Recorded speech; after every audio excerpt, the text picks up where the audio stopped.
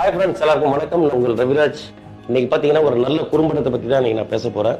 என்னுடைய நண்பர் டி விக்னேஷ் உடைய புதல்வன் தருண் கார்த்திக் அவருடைய இயக்கத்தில் வந்து ஜீரோ பட்ஜெட் ஃபிலிம் சார்பாக யூடியூப்ல வெளியாக இருக்கிற படம் தான் நந்தன். இந்த படத்துடைய கரு பார்த்தீங்கன்னா வந்து அனைவரும் அர்ச்சகரம் என்ற ஒரு கருவில் தான் அந்த படத்தை வந்து உருவாக்கியிருக்காங்க. இன்னும் கூட பார்த்தீங்கன்னா தமிழ்நாட்டில் இல்லை, இந்தியா முழுக்க வந்து சாதிய வன்கொடுமை வந்து தலை தூக்கி தான் இருக்கு. அது நமக்கு தெரிய மாட்டேங்குது.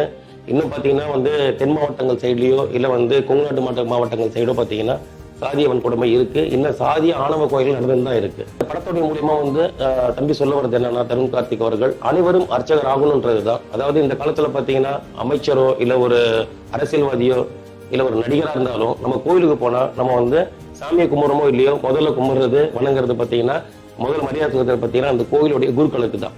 ஸோ குருக்கள் மேல இருக்கிற மரியாதை கூட ஒரு படிச்சவங்க கிட்ட வந்து இல்லைன்றது தான் இந்த படத்துடைய ஒரு கரு.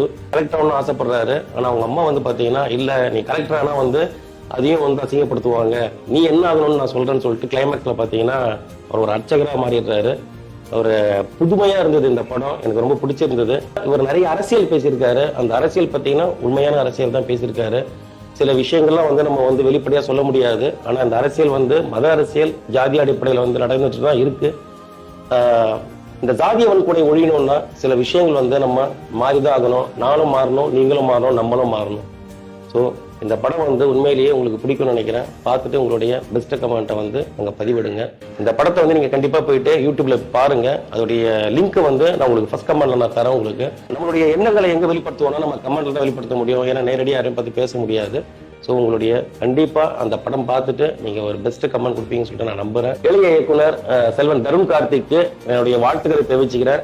தம்பி நீங்கள் இன்னும் மேன்மேலும் வளரணும்னு சொல்லிட்டு நான் கடவுளை வேண்டிக்கிறேன். நன்றி, வணக்கம்.